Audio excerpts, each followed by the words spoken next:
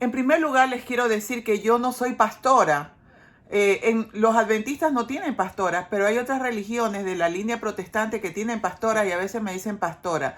Yo no soy pastora, yo soy psicóloga, ¿ok? Todo lo que yo haya estudiado en psicología para mí tiene valor si está validado por la palabra de Dios. Así que yo no te voy a enseñar algo que no esté dentro de la ciencia y dentro de la psicología, porque este libro es un libro de ciencia. Los grandes científicos, Einstein, el creador del Big Bang, creía en un ser superior porque decía, no puede haber un diseño tan perfecto de pura casualidad. La primera vez que el hombre pisó la luna, lo mismo, se maravilló y dijo, wow, Dios, solamente Dios puede hacerlo. Y hoy día vamos a tocar un tema, lo toqué hace 3 días en una iglesia para Panamá, pero era un tema muy general como para adultos. Hoy día lo hemos hecho especialmente para padres y para jóvenes. ¿Qué es la depresión? La depresión es una enfermedad. Y eso, por favor, si tú la estás sintiendo, quiero que sepas que no estás loco o loca, que no es que no pongas de tu parte, porque ¿qué sucede? Al ser la depresión una enfermedad que tiene varios inicios. Primer inicio, quizás tu abuela fue una persona depresiva. ¿Y por qué tu abuela? Porque tu abuela, cuando gestó a tu madre en su barriguita, tu madre estaba formando lo que serían los futuros óvulos. Y uno de esos óvulos eres tú. Y esos óvulos reciben la información emocional de tu abuela. A eso le sumas qué pasó en el embarazo de tu madre cuando tú estabas en su barriguita. A eso súmale el hecho de que podemos tener padres demasiado autoritarios, quienes si a ti se te cae por primera vez un vaso de agua, yo quiero que los padres comprendan, los hijos están aprendiendo. Entonces, todas las cosas que hace un niño por primera vez le salen mal. Intentar andar en bicicleta, cualquier cosa, lavar un plato, lo va a hacer, no lo sabe hacer.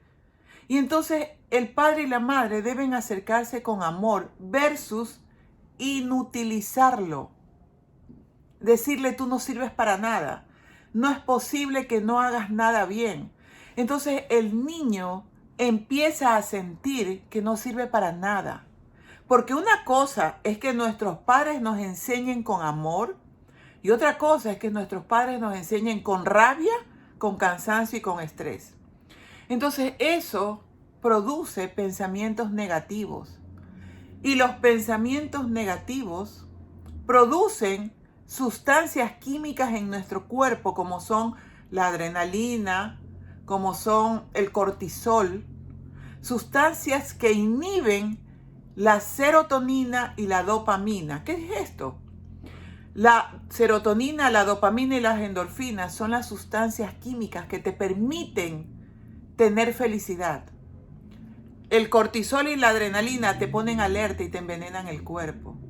Entonces, según el pensamiento que tú tengas, tú te sientes. ¿Te sientes bien o te sientes mal? ¿Qué sucede con un niño que viene de pronto con una carga genética de emocionalidad negativa? Y a eso le sumas los discursos de los padres, los profesores, el bullying, etcétera, etcétera. Esos padres que quieren que sus hijos sean perfectos. No es cuestión de ser perfectos, es cuestión de ser felices. Yo tuve una mamá que siempre me decía, mi mamá está aquí, mami, gracias por estar aquí. Mi mamá siempre me decía, con tal de que hagas lo mejor que tú puedes. Entonces eso me hacía sentir tan segura. Había otra frase que mi mamá me decía y es, yo confío en ti. Y ese yo confío en ti hacía que yo no quisiera hacer travesuras. Pero en cambio tenía un papá que yo le enseñaba mi libreta en esa época sobre 20, con unos 17 20 y un 18 y me decía, ¡ay, qué pena, qué vergüenza esa libreta! Entonces, esas cosas negativas de esos padres inconformes que siempre andan viendo el pero, produce pensamientos tristes. Nosotros como padres debemos aprender a decirle a nuestros hijos cuando hacen algo bien. Si tú ves el esfuerzo, eso es lo que importa. ¿Cuántas personas triunfadoras económicamente, pero emocionalmente depresivas y tristes? Esa tendencia a decirle al niño, sobre todo nosotros, los adventistas, decirle al niño, papito Dios se enoja si tú haces eso. Papito Dios se enoja si tú haces lo de acá. Papito Dios se pone triste. Y damos una connotación de un Dios que todo se enoja, que todo le parece mal. Cuando el niño es pequeño y un niño ve un pajarito, se maravilla y decirle, mira, eso lindo lo hizo papito Dios. Mira esas estrellas, qué lindas las hizo papito Dios. Papito Dios se pone feliz cuando tú comes. Pero nosotros le damos al negativismo y al negativismo porque es cultural. ¿Qué sucede en la época actual? Que antiguamente tú salías a jugar. Yo me acuerdo que yo salía a jugar a la quemada, a la escondida, a la tocada. Había un montón, a la rayuela, a la macateta, al diablo con la... Perdón, al ángel con la bola de oro y el diablo de los 7000 cachos. Horrible, pero bueno. Y salías a jugar y ese salir a jugar era actividad física que te permitía. La actividad física es aquello con lo que tú puedes combatir la depresión. Por eso es que yo le digo a los padres, ¿cómo le vas a impedir que haga deporte? ¿Cómo le vas a poner de castigo que no vaya a jugar pelota? ¿Cuándo? Con la actividad física. Nosotros podemos ayudar a que nuestros hijos no caigan en depresión. ¿Qué es la depresión? Es una tristeza que dicen unos autores desde las 2 semanas, una tristeza que tú tienes más de 2 semanas. En mi experiencia, yo diría que cuando tienes una tristeza más de 6 semanas y en lugar de empezar a superarlo, te sientes más y más triste, entonces estamos ante una depresión. Es una depresión leve cuando esa tristeza lleva 2, 3, 4 semanas, pero hay ratos que sales con tus amigos, hay ratos que duermes bien y estás así como en un sub y baja. Esa es una depresión leve. Una depresión media, no te quieres bañar, no quieres, te aíslas, no quieres ver a tus amigos y sientes que o quieres dormir mucho o no puedes dormir. O comes muy poco o no comes nada. Perdón, comes muy poco o comes demasiado. Y una depresión severa es cuando literalmente tienes ganas de morirte porque no soportas respirar y existir. Y vienen los padres y vienen los jóvenes y dicen, no quiero amargarle la vida a las personas, porque la depresión es una desesperanza. ¿Qué dice la palabra de Dios de la depresión? Grandes hombres en la Biblia sufrieron de depresión. Uno de ellos fue Moisés.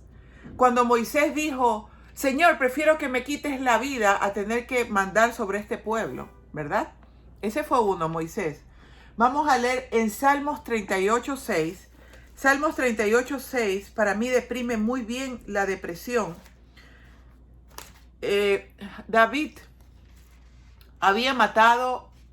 se había enamorado, ¿no?, de una mujer casada, que el esposo era uno de los jefes de su guardia. Lo invita a beber, lo emborracha y después lo manda a la guerra y hace que lo maten. Y fruto de eso, su hijo mayor con esta mujer murió. Y fruto de esto, su hijo mayor se subleva contra él y él entra en una depresión profunda. Y escribe salmos. Muchos de los salmos son escritos en este estado de depresión. Salmos 38:6, ¿qué nos dice? Estoy encorvado. ¿Sí se dan cuenta que la gente cuando está triste está así como jorobada? Estoy encorvado, estoy humillado en gran manera, ando enlutado todo el día. Es decir, todo el día estás triste. Otro ejemplo, Primera de Samuel 1:10. Primera de Samuel 1:10. Ana, ¿ya? Ana nos dice, Ana quería tener un bebé, pero no podía tener el bebé. ¿Y qué nos dice la palabra de Dios en Primera de Samuel Se me perdió. 1:10. Primera de Samuel 1:10. Oiga, tengo tentación de ponerle saliva al dedo, pero mis hijas me dicen que eso se ve horrible. Entonces así vamos por hojita o por hojita por hojita. Primera de Samuel 1:10 nos dice lo siguiente. Ella con amargura de alma oró a Jehová y lloró abundantemente. Amargura del alma. Esa es la depresión. Una amargura del alma. Ya, pero mijito, ponga de su parte. Ponga de su parte. Si usted tiene tantas cosas, tiene papá, mamá, tiene alimentos, tiene estudios, y lo que no comprende el resto de las personas es que no depende de su voluntad. Y ya les voy a explicar por qué.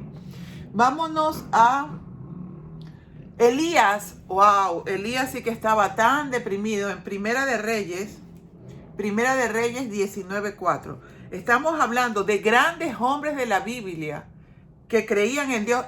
Fue Primera de Samuel 1:10. Ahora vamos a Primera de Reyes 19:4.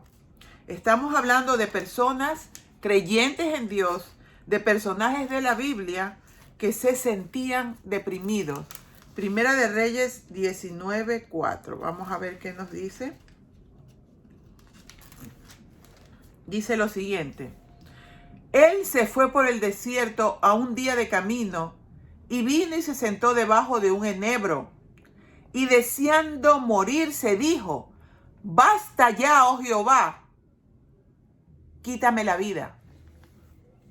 Él tenía una depresión severa. Jonás fue igual. Le dijo, Señor, para eso me tienes con vida. Y Jonás quiso morirse. Si tú te quieres morir y si no quieres estás ante una depresión fuerte. ¿Ok? ¿Y qué tenemos que hacer el resto de las personas? No es de andar criticando, de andar diciendo, pon de tu parte, ni de andarle huyendo. Y veamos qué nos dice Primera de Tesalonicenses sobre cuál debe ser el comportamiento de los padres, de los hermanos. Se me mueve Tesalonicenses.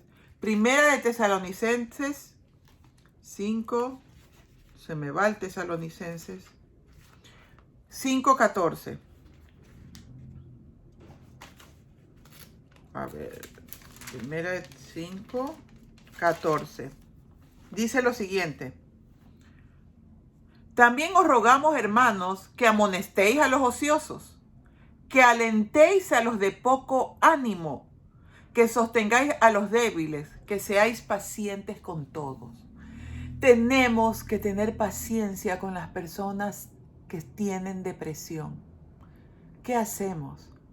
Escúchalos, abrázalos. No pretendas darle la solución, porque eso es lo que nos pasa.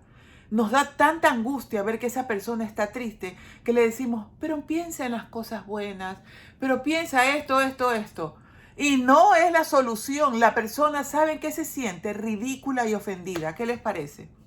Nosotros tenemos que escuchar a nuestros jóvenes deprimidos que han estado encerrados en la pandemia, que no tuvieron la oportunidad de salir a jugar porque era peligroso, que han estado sumergidos en ese infierno llamado videojuegos, que lo único que hace es volverte adicto y que te entorpece el cerebro, que produce en los jóvenes las mismas características que la adicción a las drogas.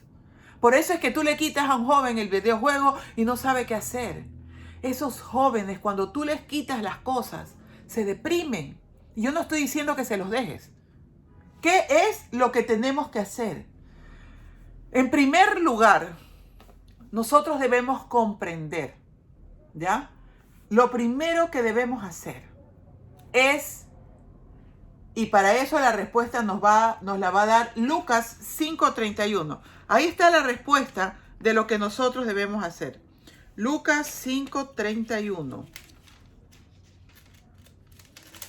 Nos dice lo siguiente.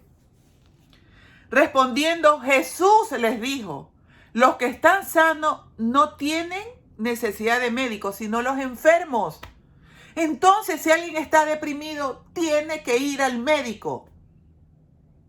No vengas con que, ay, eso es satánico, eso no es de Dios. A ver, por favor, no seamos ignorantes. El enfermo vaya al médico. La depresión es una enfermedad. El organismo no está produciendo serotonina, dopamina y endorfinas. Necesita un doctor. No que yo por mis propios medios, yo me pongo a orar, yo me pongo a leer la Biblia, yo hago los 8 remedios naturales. Por favor, mira que te mando que te esfuerces y seas valiente. Josué 1:9 significa que hagas tu parte. Claro que si vas solo al doctor no te vas a curar. Si tú no acudes a tu parte espiritual, difícilmente curas. Dicen los psiquiatras y los psicólogos ateos, no entiendo por qué cuando creen en un ser superior se sana. Así que anda al médico. Eso sí, busca a un profesional que esté dentro de tus creencias. Si eres musulmán, busca un musulmán. Si eres un hindú, busca un hindú. Si eres evangélico, busca un evangélico. ¿Por qué? Porque nosotros tenemos que contactar con nuestra propia cultura. Búscate un latino, adventista, si eres adventista, psiquiatra. Y búscate un psicólogo, adventista, psicólogo. Busca gente que vaya acorde a tu creencia, que tengan el conocimiento científico, que solamente es posible porque Dios nos dio inteligencia y porque Dios permite que ese profesional lo haga. Entonces, dice la palabra de Dios, esfuérzate, sé valiente, que Jehová tu Dios irá contigo donde quiera que tú vayas. Entonces, vamos a buscar primero, Señor, ayúdame a buscar un profesional a quien tú ilumines y guíes, porque su palabra dice, el enfermo al médico. Deja de decirle a la gente deprimida, no, yo salí con agüita de toronjil. Tú habrás salido con agüita de toronjil porque seguramente estabas triste, no deprimido. Ay, que vas a estar tomando pastillas que te tienen idiota todo el día. Por favor, tú puedes estar arruinando la vida de una persona porque al no buscar ayuda, esa persona puede terminarse suicidando. Puede terminarse suicidando. No es como tú dices. En la actualidad, por eso es que te digo que busques un profesional bueno y acorde a tu creencia. En la actualidad, los medicamentos quiero que comprendas, durante 3 semanas, los medicamentos, cuando los empiezas a tomar, tu organismo se resiste y tú te sientes peor. Te sientes más deprimido, más triste, sientes la boca seca. Los efectos secundarios son fuertes. Como cuando te arrodillas a orar. Te pones a orar todo el día a ver si no te duelen las rodillas. El organismo no quiere salir de la depresión. Tú con tu mente quieres, pero tu organismo no quiere. No quiere serotonina, no quiere dopamina. Entonces, si tú estás deprimido, primero vas al doctor. Perdón, me corrijo. Primero, clamo a Dios por buscar un profesional idóneo. Segundo, voy al profesional y tomo la medicación como el médico me indique. Porque si tú tomas la medicación, yo tuve un paciente adventista con una depresión severa. Tomó su medicación y cuando le dio la gana la dejó. Cuando volvió donde el especialista, ya la especialista se había muerto y nunca más pudieron atinarle con una medicación adecuada hasta que se suicidó. Así que esto es serio. Yo tengo en mi familia personas que se han suicidado. Yo he tenido deseos de suicidarme. Mi padre se suicidó. Así que yo sé de lo que les hablo. Cuando yo me quedé viuda en el abril del 2020 porque mi esposo se murió de COVID y yo me quedé sola aquí en Nueva York, ¿qué creen que hice? Primero lloré, me sumergí en la tristeza, etc. Busqué un psiquiatra y el psiquiatra me mandó una medicación que me ayudó a sentirme mejor, lo cual no hubiera sido posible si yo no creyera en Dios. Porque yo tomaba la medicación, me ayudó, la tomé aproximadamente, el médico me la mandó 6 meses, yo la tomé 1 año porque me daba miedo. Y cuando la dejé la medicación, como el doctor me dijo que la debía dejar, que es por parte, jamás tuve un efecto secundario que pasaba con las medicaciones de antes. Ahora las cosas son modernas. Primero, ora y pídele a Dios por tu hijo, por tu padre, por ese amigo, esa amiga depresiva. Acompáñala, escúchala. Y luego viene la segunda cosa, que no es que es segundo porque va después, sino porque no puede, o sea, te tengo que dar un orden. Primero ora. Pero cuando tú estés tomando la medicación, es necesario que pueda tu sistema nervioso parasimpático, que es aquel que tiene la capacidad de ayudarte a frenar en aquellas emociones que te ponen triste. Ese sistema nervioso parasimpático que es autónomo se fortalece con la meditación. La meditación equivale a la oración. Yo prefiero orar que el mindfulness, que es lo que se usa ahora, porque se centra en el yo. Mientras que la oración se centra en Dios. Dame luz. Dios me da la luz para yo darla a los demás. Dios, dame la inteligencia para yo poder discernir. Viene de Dios. Entonces, tienes que orar. Y vamos a leerlo en Salmos 55, 22. Ya les leí lo del médico en Lucas 5:31. Ahora vamos a Salmos 55, 22. 55, 22. Dice: echa en Jehová tu carga y él te sustentará. No dejará para siempre caído al justo. Cuando estamos deprimidos, vemos cosas que no ven las otras personas. Casi toda persona que cae en depresión es artística. Le gusta la música. Mira qué música escuchas. Escucha música que te haga sentir bien. Miren, amigos, hermanos, yo les confieso que hay ciertos himnos que me deprimen. Se los confieso. Cuando yo estaba en depresión, no los escuchaba. Hay un himno que era el preferido de mi esposo, que es Cuando allá se pase lista. Cada vez que voy a la iglesia, hoy día fui a la iglesia y escuché Cuando allá se pase lista y empecé a llorar. No puedo escuchar Cuando allá se pase lista. Pero hay ciertos himnos como Marcharé en la divina luz, como Corazones siempre alegres. Me encanta muchísimo como El Siervo, que a pesar de que a ciertas personas las ponen tristes, a mí me llena de una paz.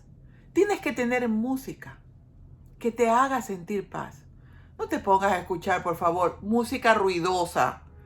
¿Por qué no te pongas a escuchar música ruidosa? Porque tú necesitas calmar los latidos de tu corazón. Porque la depresión y la ansiedad están cogidas de la mano. Entonces, si tú empiezas a escuchar música, ta-ta-tan, ta-ta-tan, ta-ta-tan, que eso pues dejemos para motivo de otro JA hablar de la música, que es súper importante, te puede provocar un ataque de pánico. Entonces, no escuches esa música. Escucha música que te alegre el alma, ¿ya? No les voy a decir nombre de alguna música mundana, porque hay algunas que me gustan. Escuchadlo todo, retenerlo bueno, porque si no me van a acusar en la misión que me borren por estar diciendo que escuchen música del mundo. Pero hay cierta música dentro de otras religiones cuya letra es bonita, ¿ya? Pero discierne, porque hay música cuya letra es bonita, pero dice yo te amo, yo te quiero, sin ti no puedo vivir, pues ni lo nombra a Dios. Entonces pide a Dios discernimiento, ¿ok? Vamos a leer otro, Salmos 34, 18. ¿Qué vas a hacer como ejercicio cuando tú te sientas triste y deprimido? Imagínate, cierra los ojos, pones tu música de fondo. A mí me encanta escuchar al pastor Alejandro Bullón. Pones música de fondo y te imaginas que coges esa mochila pesada con tus tristezas y se la das a Dios y deja que Él se encargue. Miren, a mí ese ejercicio sí que me alivió tanto y todos los días me ponía triste, le daba la mochila y sobre todo busca a quien ayudar, que siempre hay alguien que está peor que tú y eso te ayuda muchísimo a salir de depresión. Bueno, estamos en Salmos 34, 18, que ¿qué nos dice? Cercano está Jehová a los quebrantados de corazón. Es decir, que está más cerca del que está deprimido que del que está alegre. y salva a los contritos de espíritu. Es que saben que Dios es todo. Dios es todo, pero tú tienes que hacer tu parte. Ahora bien, otra cosa súper importante para podernos sanar está orar, buscar al médico, escuchar música que te alegre, hacer ejercicio. Hacer ejercicio equivale a tomar muchos medicamentos. Así que ese levantarte temprano y que te den esos primeros rayos del sol y tú empieces a respirar y a hacer ejercicio, tremenda inyección de serotonina. Eso también te ayuda. Otra cosa que te ayuda y es muy importante, la encontramos en Jueces 16. Jueces 16. Jueces 16. Me equivoqué, no era Jueces, es Proverbios 17, me equivoqué. Proverbios 17. Proverbios 17. 17 mismo. Proverbios 17, 17. A ver, nos dice lo siguiente. En todo tiempo ama el amigo y es como un hermano en tiempo de angustia. Rodéate de buenos amigos. De amigos que no te critican. De amigos que son capaces de escucharte. De amigos que te son de compañía. No te aísles. No te quedes solo. Cuando una persona tiene deseos de suicidarse, como lo hizo, ¿no? El rey Saúl clavó su espada, como lo hizo Sansón. Muchas personas se atreven a decir que el que se suicida no se va al cielo. Eso no es verdad. Eso no está en la palabra de Dios. Sí, la palabra de Dios dice no matarás. Entonces, ¿quién eres tú para quitarte la vida?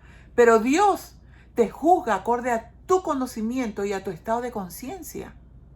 Una persona que por lo general se suicida ya perdió el estado de conciencia y está en un momento de locura. No piensa, no razona. Dios no la va a condenar. ¿Ok? Sin embargo, tu vida no es tuya. Tu cuerpo no es tuyo. Dios te lo dio para que tú lo administres de manera correcta.